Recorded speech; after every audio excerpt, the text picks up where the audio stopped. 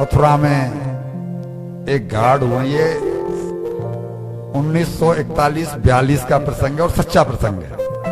मतलब ये दृष्टांत नहीं है जो हम सुना रहे हैं, ये दृष्टांत नहीं है, ये सच्चा प्रसंग है। 1941-42 में हुए जब अंग्रेजों का राज्य था। मथुरा स्टेशन पर वहां एक गार्ड थे, वो हिंदुस्तानी थे, लेकिन जो अफसर थे वो सब अंग्रेज थे। तो ये जो गार्ड थे, इनका भी ध्यान का स्तर बहुत ऊंचा था। भगवान के ये पक्के भक्त थे।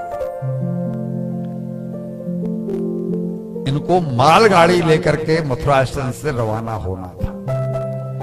स्टेशन मास्टर जो अंग्रेज था, उसने कॉपी भेज दी इनके क्वार्टर में कि आपको 100 एंड 100 गाड़ी को लेकर के और यहां से रवाना होना है। तो वो जो कॉपी होती वो पहुंची, इन्होंने उसको साइन करके दे दिया। गाड़ी थी 2 घंटे बाद, जिसको लेकर के उनको जाना था। और वो गार्ड वहां से बोले कि मेरे पास 2 घंटे का समय है, तो मैं भगवान का भजन कर लूं। और भजन करते करते उनका लग गया ध्यान। वो दोस्त लगा भजन करने बैठे, लेकिन भजन की पूर्णता कहां पर जाकर के, भजन की जो पूर्णता है वो आखिर में भगवत प्रेम में लय हो जाने में ही तो है। ध्यान में ध्यान और है क्या? अपना ध्यान हम भूल गए, जिसका जो ध्याता है उसमें हमारा चित्त लय हो गया, यही तो ध्यान है। ये ध्यान नहीं है कि पत्नी से बोल करके देखो मेरी 11:30 बजे मुझे निकलना है, अभी 10 बजे हैं, मैं 11:30 तक ध्यान कर लेता हूं। तो तुम्हें जब ध्यान में चलेगे तो कैसे मालूम पड़ा कि 11:30? इट मीन्स तुम अपने आप को धोखा। ध्यान का लेवल ही बहुत ऊंचा है। ध्यान का तो अर्थ ही ध्याता में लय हो जाना है। तो वही हुआ कि ये भूल गए कि मुझे 2 घंटे बाद जाना है। तो भजन करने बैठे थे, लग गया ध्यान और इनकी नींद टूटी। इनकी जो ध्यान समाधि खुली वो खुली 4 घंटे बाद। अब जब 4 घंटे बाद समाधि खुली तो घबरा गए। अंग्रेजों का शासन है, शासन अंग्रेजों का है, और ये घबरा गए और दौड़े दौड़े जो है वो पहुंचे स्टेशन पर। और स्टेशन मास्टर के पास जो सुपरिटेंडेंट था वो अंग्रेज था, और उसके सामने जाकर के ये गिड़गिड़ाए, सरकार इस बार माफ कर दो, मैं तो समाधि में चला गया, मैं तो भजन करने बैठा था, लेकिन आगे से कभी भूल नहीं हो गई है, सॉरी सॉरी सॉरी सॉरी करने लगे। अंग्रेज अफसर चक्कर में पड़ गया कि क्या हुआ, कहीं गाड़ी का एक्सीडेंट हो गया है? अरे आप अभी तो निकले थे थोड़ी देर पहले, 2 घंटे पहले ही तो आप निकले हो, आप इतनी जल्दी वापस कैसे आ गए?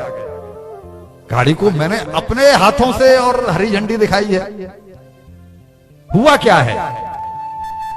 थोड़ा सरकार, मैं तो नहीं गया, मैं तो नहीं गया, तो तुम कहां थे? ये मुझे भी नहीं पता कि मैं कहां था, मेरा तो ध्यान लग गया था। तो गाड़ी कहां है? जी मैं क्या जानता, गाड़ी कहां है?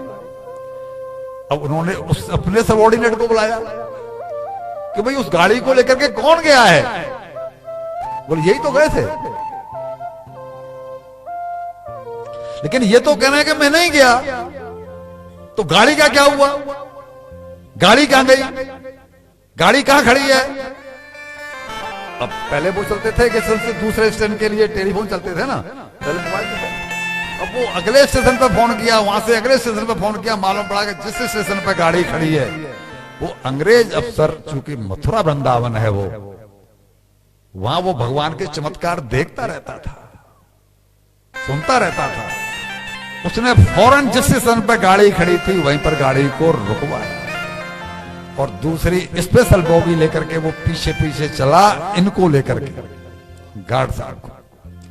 और जब जाके वहां पहुंचा तो देखा कि गार्ड रूम में झंडियां पड़ी हुई है, गार्ड रूम में ड्रेस भी पड़ी हुई है, लेकिन गार्ड नहीं है।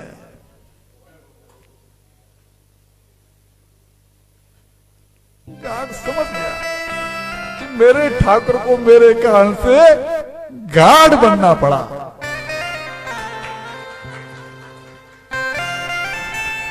उसी समय रिजाइन किया, रेजिग्नेशन लेटर लिखा कि सरकार अब मुझसे नौकरी नहीं होगी। कि भाई तुम्हारा दोष क्या है, तुम क्यों इस्तीफा दे रहे हो? बोला ये मेरी स्थिति कभी आगे भी हो सकती है और मेरे लिए मेरे ईश्वर को, मेरे ठाकुर को और ऐसे ही छोटे छोटे काम करने पड़े, ये मुझसे बर्दाश्त नहीं होगा। और इसके बाद तो साहब हुआ ये कि उस अंग्रेज अफसर ने भी त्याग पत्र दिया और उसने भी रेलवे की नौकरी छोड़ी और वो भी वृंदावन में रहा है और उसने भक्ति करके अपना कल्याण। ध्यान की स्थिति इसे कहते हैं। कल एक सज्जन हमसे मिले, उन्होंने कहा कि ध्यान कैसे लगे भाई? मैंने कहा इतना आसान नहीं है, पर उनकी स्थिति रही होगी अच्छी। वो कहती है हमारा तो लगता है। मैंने कहा बहुत अच्छी बात है, आपकी स्थिति ऐसी है तो, पर हमारे हिसाब से इतना आसान काम ये ध्यान लग जाना नहीं है। इनकी स्थिति वही थी च्यवन ऋषि की।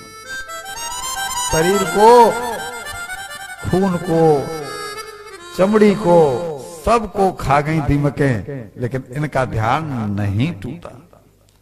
सतयुग में जब हम थे, सतयुग के जीवों की उम्र होती है 1 लाख साल। उम्र 1 लाख साल। त्रेता आते आते इससे 1 बिंदी हट जाती है, तब रह जाती है 10,000 साल। द्वापर आते आते 1 बिंदी फिर हट जाती है, रह जाती है 1000 साल। और कलयुग में 1 बिंदी फिर हट गई और उम्र रह गई 100। सतयुग में प्राण रहते हैं हड्डियों में। सतयुग में प्राण रहते हैं हड्डियों में। शरीर की केवल हड्डी भी रह जाए ना तो भी प्राण नहीं निकलेंगे, यानी व्यक्ति नहीं मरेगा। त्रेता युग में प्राण रहते हैं इसमें मांस में, मांस मज्जा में।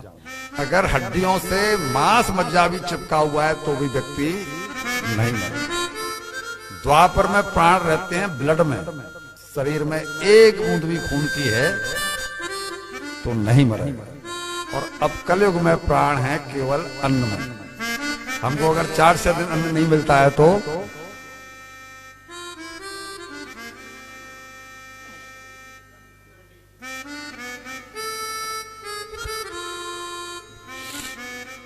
च्यवन ऋषि की भक्ति भी ऐसी थी। इन्होंने बोला राजन मैं वृद्ध हूं, ऊपर से मैं अंधा हो गया हूं, मेरी सेवा अब कौन करेगा? ये जान गए कि अगर हमने इनको कोई सेवा करने को नहीं दिया तो श्राप दे देंगे। बेटी से कही बेटी ये तुझसे विवाह करना चाहते हैं, सेविका मांग रहे हैं। सेविका मतलब पत्नी मांग रहे हैं, तुम क्या कहती हो? उसने देखा कि ये तो गलती तो मेरी है ही है, मॉरलिटी के हिसाब से तो मुझे मानना ही चाहिए। दूसरी बात यह कि अगर मैंने ये कदम नहीं उठाया तो उन्होंने साफ दे दिया तो राज्य भी बर्बाद हो जाएगा और हमारे सब सैनिक भी ऐसे ही। तो इन्होंने इनकी सेवा करना स्वीकार कर लिया और ये उनको पत्नी के रूप में दे करके और चले अपने राज्य में पहुंच गए।